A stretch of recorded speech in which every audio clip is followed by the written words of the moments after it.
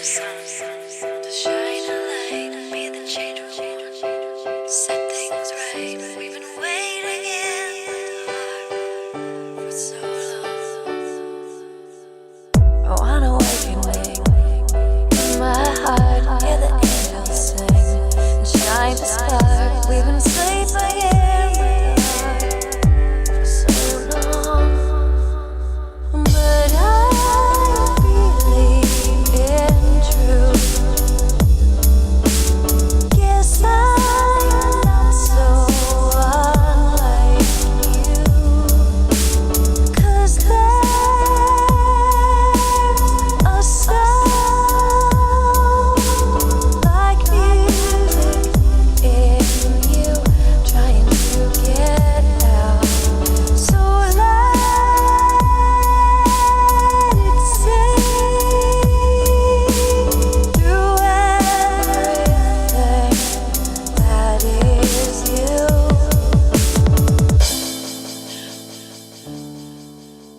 I want a miracle of my own. I've been hiding here alone so long, but I believe it's true that I'm not so unlike you, 'cause there's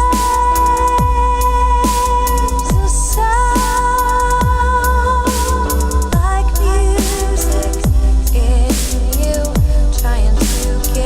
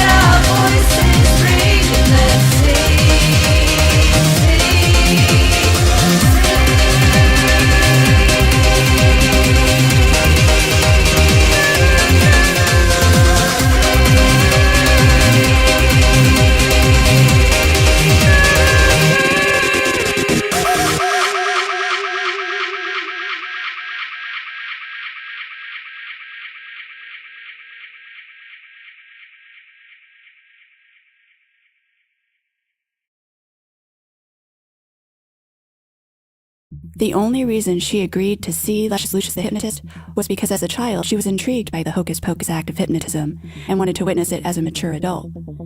She and her friends had spent nearly an hour debating whether or not hypnotism was real, and then who would volunteer to participate in the show. Evie was feeling particularly adventurous and said she'd give it a go. Her skepticism for the whole thing made it an easy decision. Inside was dim and smell of incense. 6-foot pillar candles illuminated the sides of the tent. Guttural droning sounds of music played from hidden speakers that Evie couldn't locate. It wasn't obnoxiously loud, but it wasn't her taste either. This kind of chest-pounding music always sounded like noise was just vomiting from the speakers. "Welcome," a silky feminine voice greeted her. She turned and looked into the dark gray eyes of a woman with long, navy blonde hair that Evie would have killed for. "Oh, hi. I think I'm in the wrong place," Evie said. "Is this a private show?" "You're in the right place." There were women everywhere talking with one another. Some were leaning closely as if they were telling secrets, or maybe they were lovers about to kiss. "Trust me." The hostess plucked a mushroom-shaped chip from her own pouch, eyed Evie with something of a sexual nature, then ate it. "You're going to love these." The room suddenly seemed to become more vibrant. The darkness was in shadowed layers. The white silk of the women's togas shimmered and floated with their subtle movements. The palpitating music now buzzed in her ears. She tried to shake the confusion away, but it remained. "Is this a lesbian show?" "It's nice to sort of let loose, you know?" Having such a beautiful woman think she was attractive made her feel good, valuable. Too bad Adam didn't look at her with the same fervor. Her head was spinning a little. That was weird. She didn't taste alcohol in the tea. Suddenly, she didn't think those chips were just chips. "But why don't I have a pair of wings like all the other women?" she asked. The hostess, with a sly, sexy smile, said, "Oh, you'll have to earn those." "Agreed," a masculine voice said. Her head swam, she turned. She couldn't see a man anywhere. "Who was that?" she asked. "That was Lucius," the hostess said. "Would you like to meet him?" There was now a man sitting in the chair, with his chin on a single finger looking directly at Evie. His other hand was squeezing the breast of a woman. The top of her toga had been pulled to the side. She was on her knees. Her face was down, covered by both of her own hands. The poor woman looked absolutely mortified at such a public display, all of which made him frightening to look upon. He slowly walked towards her. It must have been a trick of the light, because as he came nearer, his hair became brown and then almost black. His face was perfect. It was too perfect. The peculiar dizziness came again, and then Evie wondered if maybe it was a hypnotist trick. She felt as though she was being pulled into a trance. Lucius's face became fuzzy and then clear, and then it suddenly changed altogether. His forehead bulged out with spines flanking his hairline. Eyebrow ridges and cheekbones seemed to become pointed, and his chin grew long, devilishly long. His preternatural look was suddenly gone, and now Evie was looking back at the flawlessly perfect face of Lucius the hypnotist once again. "Welcome," he said. "Thank you." She felt as though she was forgetting something, though. Then she asked, "Are you hypnotizing me?" The blonde laughed a soft, sexy laugh in Evie's ear, then pulled her away from the hypnotist. She led her to a couch that was on the other side of the tent, but she could still feel his eyes on her. He was also smiling. Her stomach did a couple of flip-flops, and then she suddenly felt her thighs become wet. Her knees were shaking. She suddenly wanted to fuck.